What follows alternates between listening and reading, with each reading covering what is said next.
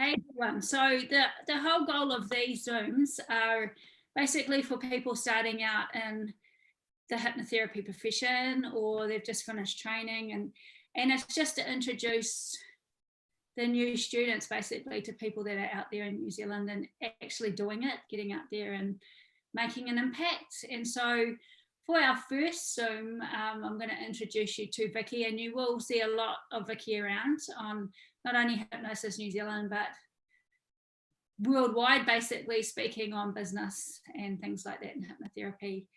Yeah, so Vicky's based in Auckland. She's a clinical hypnotherapist and a business breakthrough coach, and you'll hear a bit more about that later. So hi, Vicky.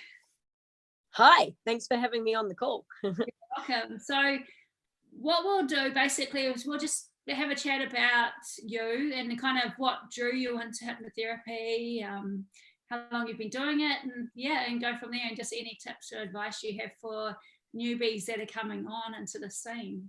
Yeah. Cool. So awesome. Tell us about you. So let's see, I am in full-time clinical practice and also with my coaching clients as well. I live just in the very top edge of Auckland with my husband and my boys and all my pets. And I really love hypnosis. I've been doing my practice full-time now for 4 years, celebrating 4 years this month. And it's been just such an amazing journey, a journey for me in overcoming all sorts of comfort zones, stretching what I believe I'm capable of.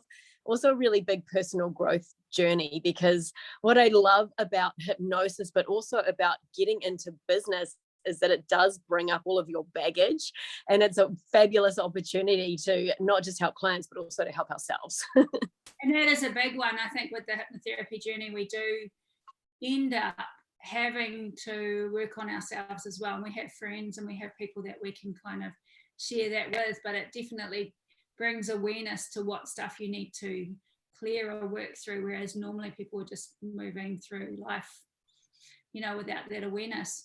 So what actually drifted you into hypnosis and hypnotherapy?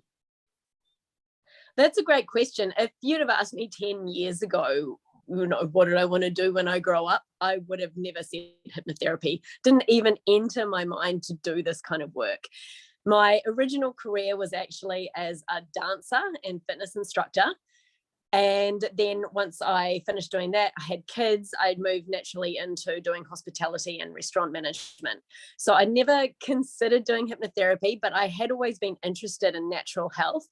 And I had always thought that when the time came to retrain, I would look at something in the natural health field.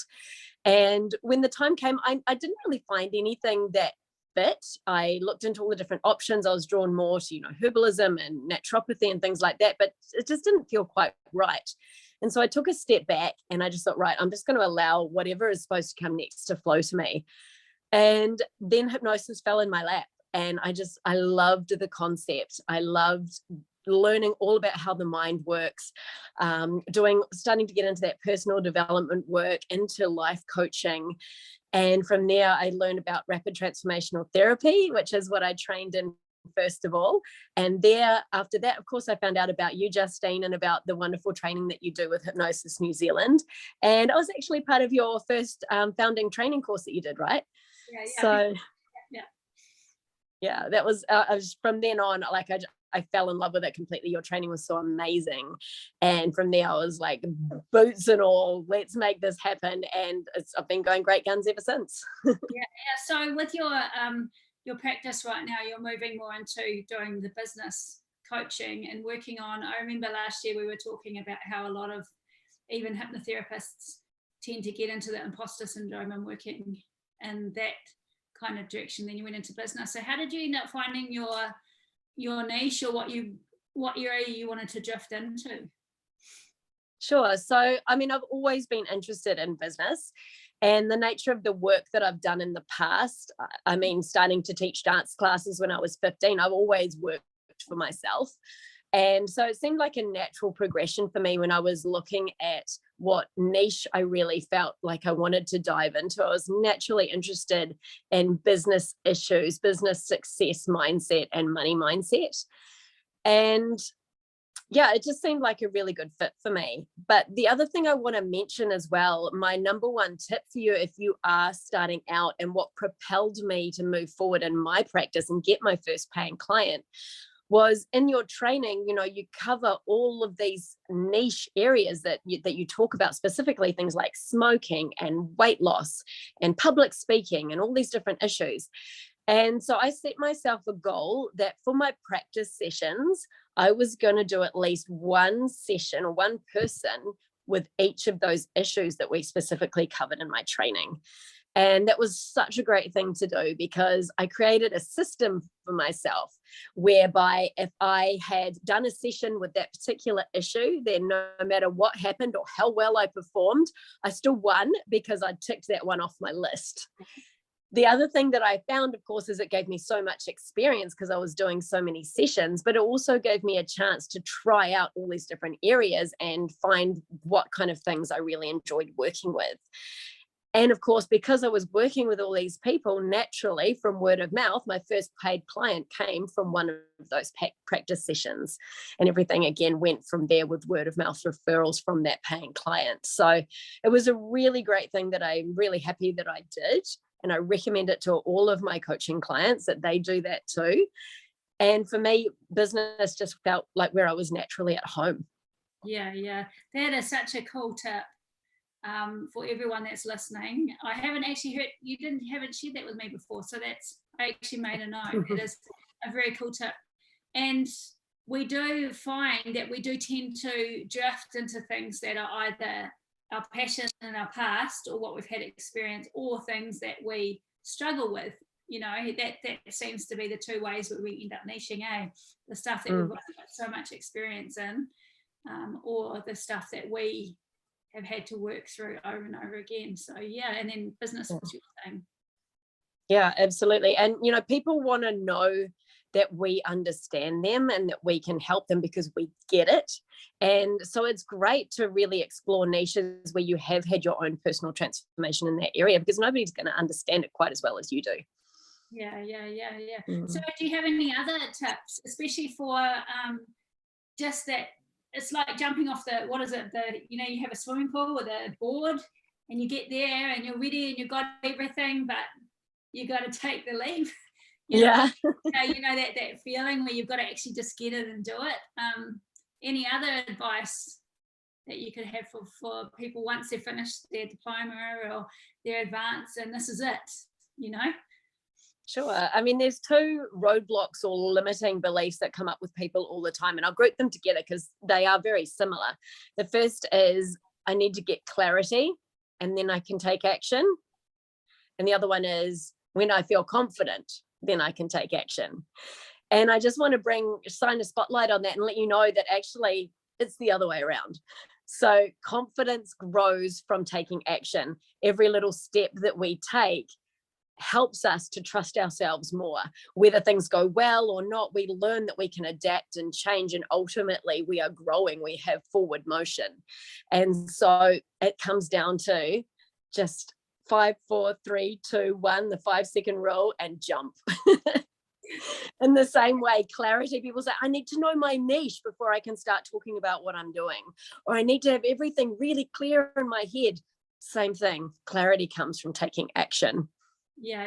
And we will talk, we are going to talk with you, Vicky, on another Zoom about what you actually do for hypnotherapists now, because your business has moved more towards working with and for hypnotherapists starting out, then more so than personal clients. So we will talk about that on another Zoom.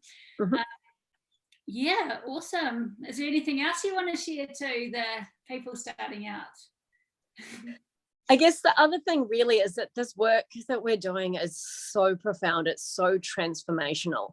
And with what I'm doing now with mentoring and helping new hypnotherapists to start and grow their thriving practices, it all comes down to being able to help as many people as possible. And so with that in mind, I've noticed that, and I've done this myself, we tend to take what we're doing really personally. For a lot of us, it's our passion, it's our calling, it's our purpose. And in a way that can actually make things harder because we take everything so personally. So instead, I encourage you to really focus on those potential clients and cultivate those beliefs that there is someone out there right now that's desperate for your help. Yeah. And so your job is to show up and let them know that a solution is available. Yeah. And like you said about taking things personally, I guess that comes into, the students ask me when they start kind of practicing that they might have a friend or someone that they're working with, and at the end of it, they feel the session didn't either go well, or I thought it was an amazing session, but the change didn't happen. What am I doing wrong? And we all kind of have that kind of situation happening when we're kind of starting out, we start doubting. What are your words for that? It's a process for a start, and the more you do it, the better you get. The more you do it, the more in tune with clients you can become. But also a big message here is it comes down to finding the right people to work with. And as you go through and gain experience and grow your practice, then we can start to create these filters in how we set up our business so that we are filtering out those clients who perhaps are doing it because they kind of feel they need to do us a favor, or they're not really motivated to change, they're not ready to change, or perhaps even they've got all these different beliefs about how they can't change. We get to filter them out as we go along and build our businesses so that we really are a magnet for our ideal clients, the people who are actually going to be a pleasure to work with. Yeah. So yes, there are growing pains, just as there are with any new thing, but stick with it and keep refining and evolving and growing and, evolving your practices of what you're doing so that you are talking with the right people. Even with those practice sessions that I suggested, do it strategically so that, if often I found with weight loss, people don't want to talk to anybody about what they're doing, which is fine if they're a paying client.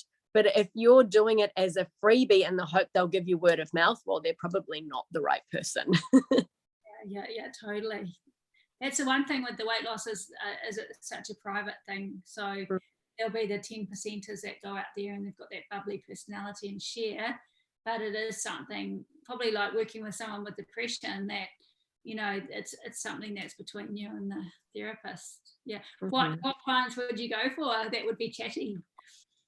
So let's say, well, first of all, again, I recommend putting some boundaries around those free sessions. And so having that structure in your mind of I'm doing like one, maximum two of this issue, and this issue, that gives you those boundaries so that it's really clear what's free and when you should start to charge. And also perhaps it encourages you as well to stretch your comfort zone and go a little bit outside of your immediate friend group, because maybe you don't have any close friends who are smokers. So what you need to do then is put it out there and say, hey, who do you know that's ready to quit smoking? And this is part of expanding your network as well, letting other people know what you do. And so that's part of it. And you can offer, again, rather than free, just say, hey, I've got a scholarship available for somebody who's ready to quit smoking who would like to apply. Yeah. And you can see that brings a whole different energy for somebody who's really ready compared to a friend who might be like, oh, I kind of feel like I should help her out. I mean, I love smoking, but I kind of feel she needs my help. Yeah. So, and otherwise strategic. So chatty people, yes. But also people, the best referrals I've had are from physios. I work quite closely with a biochemical nutritionist.